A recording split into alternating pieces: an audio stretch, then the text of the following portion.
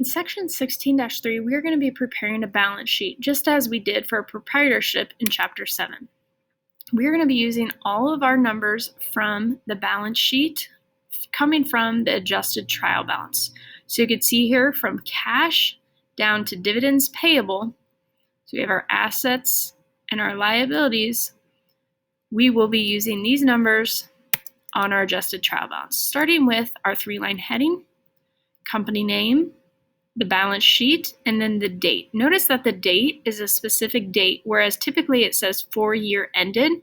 The balance sheet is for a date in time, like a snapshot of those account balances on that one day. So December 31st, this is what our balances are.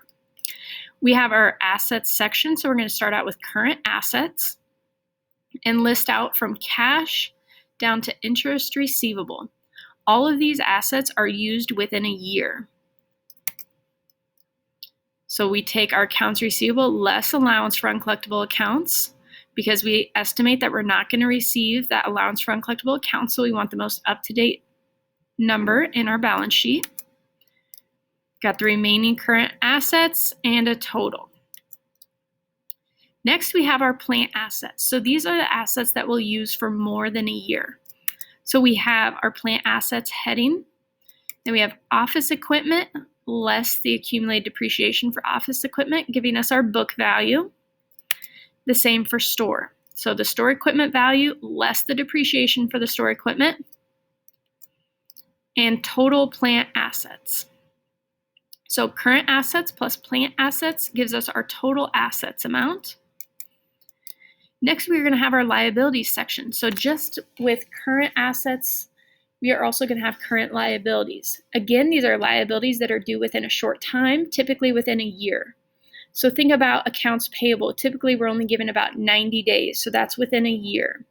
Whereas long-term liabilities, that would be like mortgages for 30 years, car payments over the course of 5 years. Those would be considered long-term liabilities, and not every company has those. A company may have a building, but they might just lease it or rent it. So then it would be rent expense, not necessarily a mortgage. So here is our liabilities. We have our heading.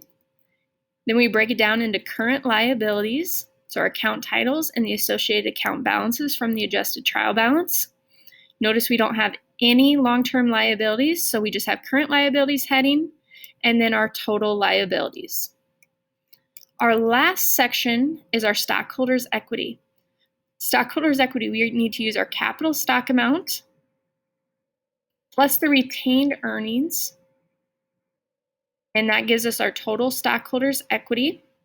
And we have to use our accounting equations. Assets equals liabilities plus owner's equity.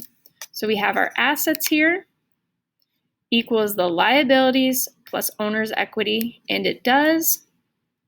So we could do a double underline underneath both of those. And that is how you prepare a balance sheet.